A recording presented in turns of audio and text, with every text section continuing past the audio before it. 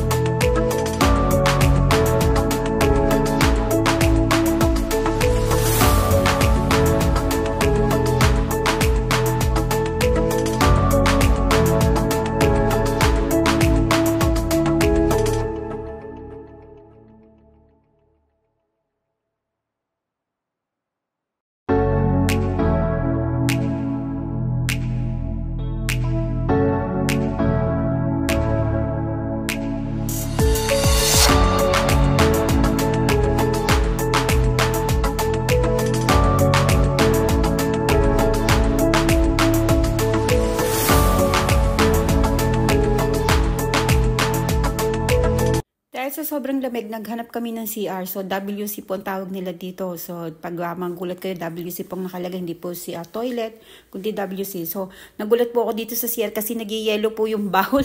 yung floor niya nag-yellow hanggang paglabas po yan, malamig po. Tapos, madulas po siya. So, nakakatuwa. Ito yung mas makapal na lugar dito. City po ito nila. So, ayan, marami pong bahay yan dyan. So, makakadaan po kayo dyan. Pag talagang ing-ihi na kayo, marami pong pwedeng mag-CR kayo. Kaya lang may bayad po siya na 5 lari po. Every toilet po dito may bayad na 5 lari. So, yan po.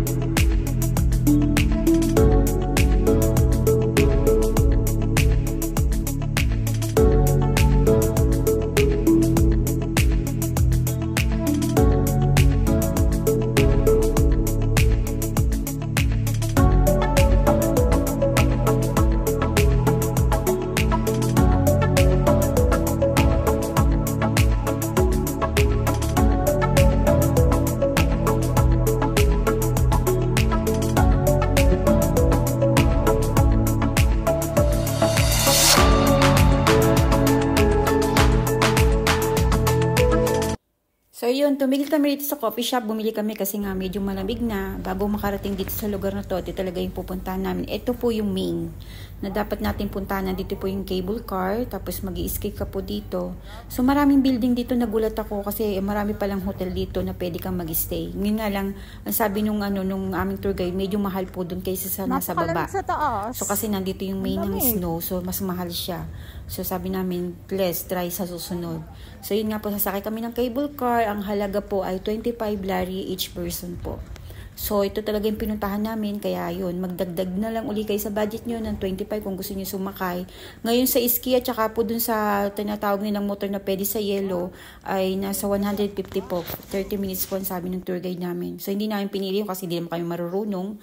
So pinili namin sumakay kami ng cable car para umakit sa taas. So ito po yung itsura niya sa taas. Nakaka-amaze po talaga. Iba po talaga yung feeling kapag nakakita ng snow. As in, ang lamig sa mata, puro puti ang makikita mo. So, yan talagang enjoy na enjoy. Talagang satisfied. Talagang fulfill po yung pangarap mo na makakita ng snow. So, dito lang pala yun sa Georgia. Dati talagang pangarap ko makarating ng Amerika o kaya ng Canada, makakita lang ng snow. Not for work, kasi mahirap ang mag-work daw doon kaysa dito sa UAE na masarap ang buhay talaga habang nag-work ka. So ito, naglaro-laro kami dito na mag-asawa, kasama si Ma'am Glenda, batuhan ng bola, hindi natin dadanasin yan. Gagawa ng snowball at batuhan, hagisan ng yelo, ano pakiramdam. So talagang napakanipis po ng yelo, as in talagang manipis ang yelo po pala ng snow. Ang sarap hawakan, yun nga lang talagang pag walang gloves, masakit sa kamay.